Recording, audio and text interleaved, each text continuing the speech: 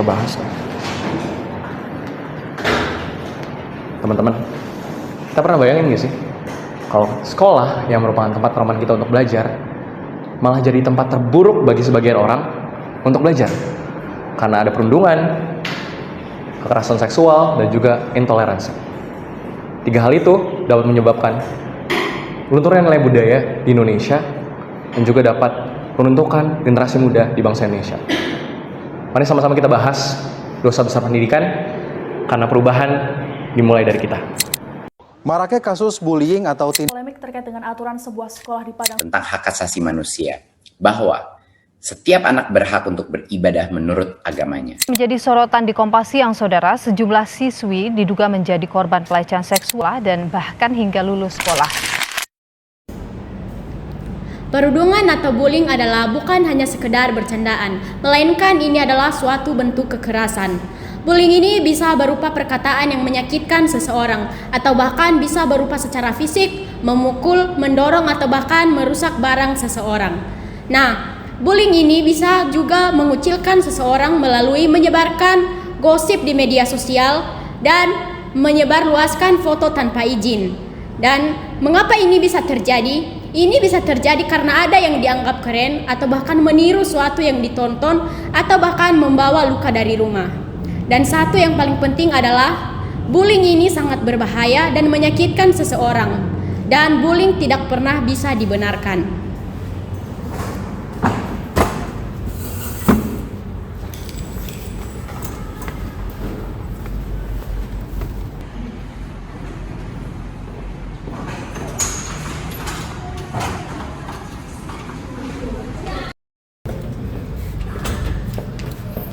Baik teman-teman, korban bullying tidak hanya terluka di luar dan di dalam saja. Mereka bisa mengalami trauma, depresi, bahkan takut untuk kembali ke sekolah. Banyak yang menarik diri jadi pemurung dan kehilangan semangat belajar. Tidak sedikit juga yang bolos, nilai turun, bukan kehilangan harga. Menurut data KPAI tahun 2023, 45% korban bullying mengalami gangguan mental dan 30% prestasi menurun secara drastis. ngobrol. Oh ya, kita harus ngobrol. Seperti orang. Sekarang kita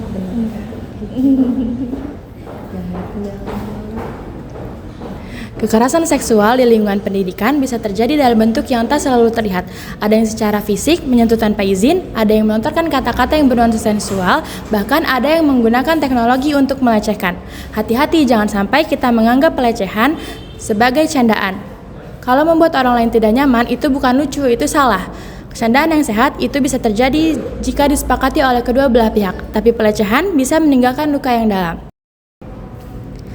Korban kekerasan seksual seringkali hidup dalam bayang-bayang ketakutan. Mereka bisa mengalami trauma, kehilangan kepercayaan diri, bahkan takut untuk datang ke sekolah dan berada di lingkungan sekitar. Nah, kita bisa mencegah hal tersebut dengan adanya edukasi yang baik dan benar, seperti seminar tentang kekerasan seksual, lalu menciptakan ruang aman di sekolah, dan dengan menyediakan jalur pelaporan yang jelas yang dapat melindungi, bukan menyalahkan korban. Karena setiap anak berhak merasa aman dan dihargai.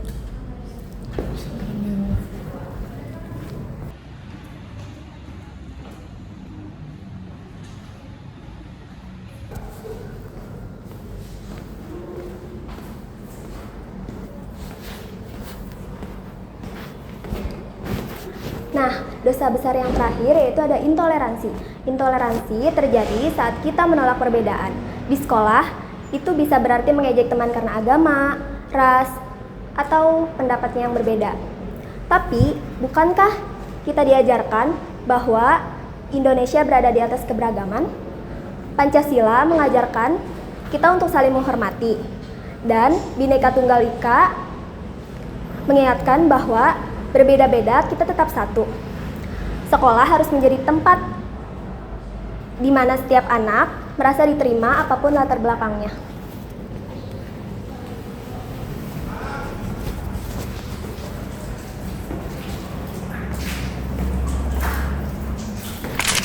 hari Selasa di Aula Stikes Papua Sorong Jalan Kanal Victory, kilometer 10 masuk, mengajak sesama rekannya untuk berperan mengatasi 3 dosa besar pendidikan tersebut karena berpengaruh terhadap fisik dan psikis serta perkembangan anak. Melalui juru bicara Komaria Pomontolo, ketiga mahasiswa Stikes penggerak Merdeka Belajar Kampus Merdeka menyebut 3 dosa pendidikan ini telah diprogramkan Kementerian Pendidikan dan Kebudayaan Riset Teknologi bersama Kementerian PAN-RB sehingga perlu mendapat dukungan mahasiswa.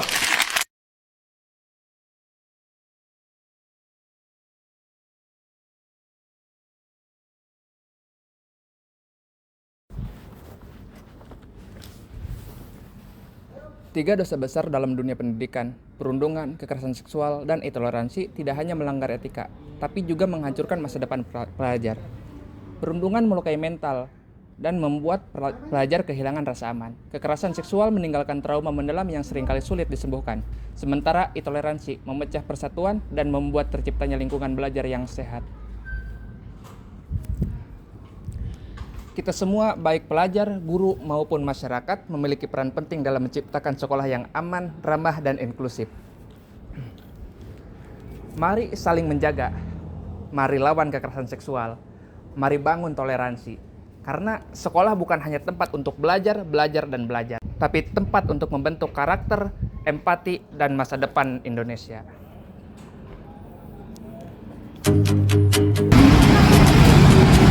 Oke teman-teman, korban bullying ini tidak hanya terluka di luar dan di dalam saja.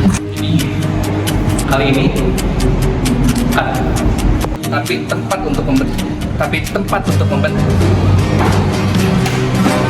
Nah, lu ngomong, langsung ngomong. Iya.